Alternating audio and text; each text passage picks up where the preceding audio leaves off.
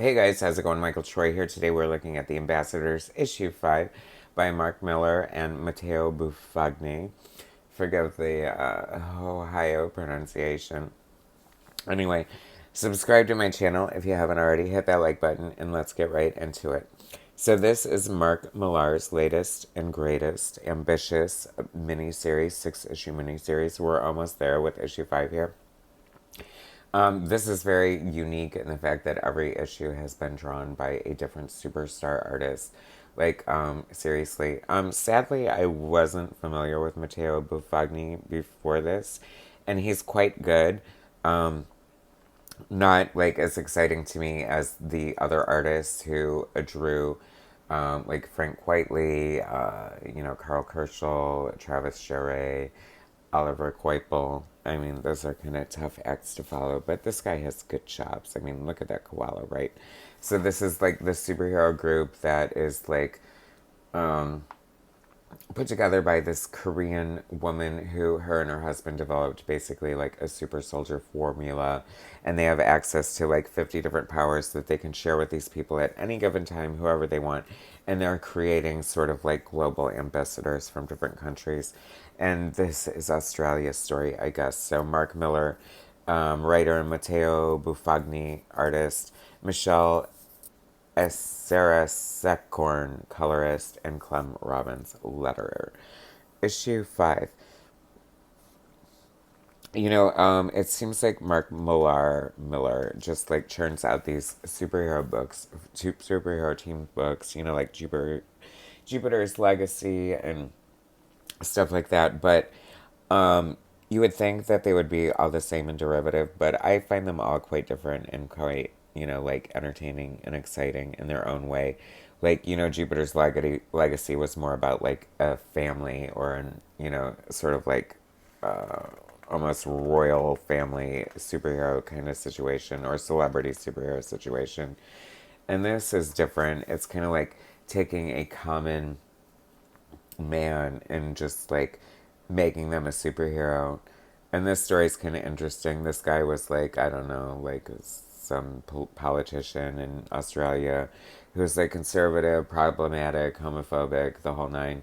And then come to find out he's gay and he says he wants to show everyone he's turned the other cheek. And I mean, I think it's selfish reasons. Like, clearly he's at death's door. Why wouldn't he want to become a superhero?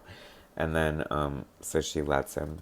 But he has to reveal his true identity because it's, like, more exciting about the story, even though the other people have secret identities, which is weird. Interesting, right? So,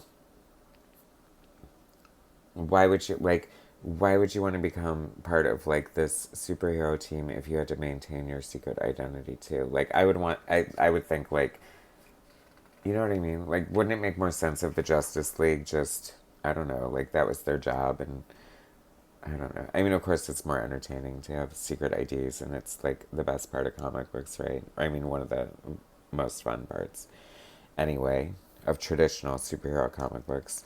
I think that's what it is. I mean, I think that Mark Millar's writing is definitely of that, you know, sort of deconstructionist, sort of like modern spin, like how to do it. It's also interesting because his work is so cinematic and like epic in scope. And while this has been, it's also been very vignettes, sort of like quieter moments. Like we're getting to know each individual team member per issue, so it's been kind of more intimate. And I saw that the next issue is like a couple dollars more, so I'm hoping that means that it's like a double-sized issue, and I feel like it's gonna be like full tilt boogie, like balls to the wall, the good guys versus the bad guys, and some big, huge, epic throwdown. I'm expecting death and mayhem. I hope, anyway, right? This has got to end with a bang. Like, here come the bad guys, like, full force. So, like, her and her husband, like, divided, and, like, so he's gonna create, like, his own superhero team, and, but they're up to no good. She wants to do good, and he wants to not do good. I have to say, like, good choice on this artist. Very bringing the Mark Millar, cinescope to life. You need like a good solid storyteller. Mr. Australia. I have to give props to the colorist. Cameo by Rocco Jerome here. I have to give props to the colorist for the past. Like, that's the only problem I've had with the art throughout the series, is some of the issues are a little too dark. But I think that's a common problem in modern comic books for some reason. Like, they just love these, computer saturated colors. And there's something interestingly like artificial about that. Right, this panel right there. See what I'm saying? I don't know.